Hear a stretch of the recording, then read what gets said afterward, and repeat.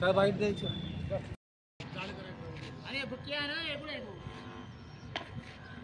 चला बाय फक्त झालं काय कवर आहे बात एक टाइम कवर खेळणार बाईट कशी असते नाही का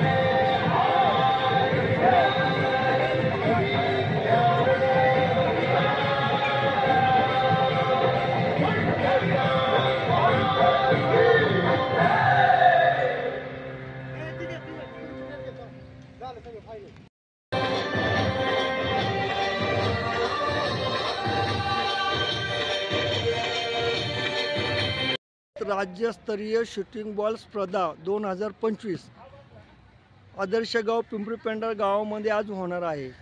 तर त्याबद्दल आपण आपलं कशा पद्धतीचं नियोजन आहे? शूटिंग बॉल स्पर्धेच्या बाबतीत सांगायचं झालं तर दरवर्षी पिंपरी पेंढारमध्ये भव्य शूटिंग बॉल स्पर्धांचं आयोजन करण्यात येतं. यावर्षी देखील SM चैतन्य स्पोर्ट्स असोसिएशन त्याप्रमाणे स्वर्गीय किरीटशेठ वेटेकर बाबा बहुउद्देशीय प्रतिष्ठान आणि बंटी फूड्स प्रोडक्ट व सविनय कन्स्ट्रक्शन प्रायोजित भव्य निमंत्रित राज्यस्तरीय शूटिंग बॉल स्पर्धेचं आयोजन करण्यात आलेलं आहे. दरवर्षी या मोठ्या उत्साहाने या स्पर्धा आयोजित करण्यात येतात. या वर्षी देखील तब्बल 9 ते 10 बक्षिसं या ठिकाणी ठेवण्यात आलेली आहे.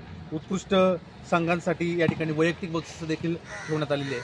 सुंदर असं नियोजन या ठिकाणी करण्यात आलेलं आहे. त्यासाठी तुम्ही पाहू शकता ग्राउंडची व्यवस्था देखील सुंदर पद्धतीने करण्यात आलेली आहे. आणि आज या ठिकाणी हे निमंत्रित जे संघ आहेत त्यांची उपस्थिती झाल्यानंतर आपण स्पर्धेला सुरुवात करणार आहोत. सर किती दिवसाची स्पर्धा आहे? आपण तसं यापूर्वी 2-3 दिवसाची स्पर्धा घेतलेली आहे. परंतु आताच्या सध्याच्या धकाधकीच्या जीवनात या ठिकाणी संघ उपस्थित होणं त्याची सर्व सोय करणं या दृष्टिकोनातून एकाच दिवसात या संपूर्ण स्पर्धा पूर्ण करण्याचा आमचा मानस आहे. सर बोला.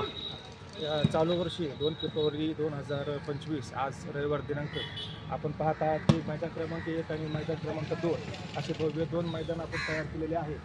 आणि ह्या आपल्या आजच्या सामन्यांमध्ये पुणे जिल्ह्यातील तसेच महाराष्ट्र राज्यातील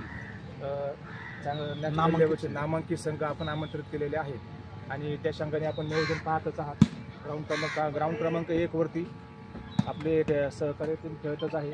जसे संघ येतील त्या हिशोबाने आपण त्यांच्या सामन्यांचं नियोजन करणार आहोत. या स्पर्धांचं कशा पद्धतीचं नियोजन केलं जातं सर? वास्तविक पाहताना SM चैतन्य स्पोर्ट्स असोसिएशनचे सर्वच सदस्य पदाधिकारी खेळाडू या स्पर्धेसाठी कष्ट घेत असतात.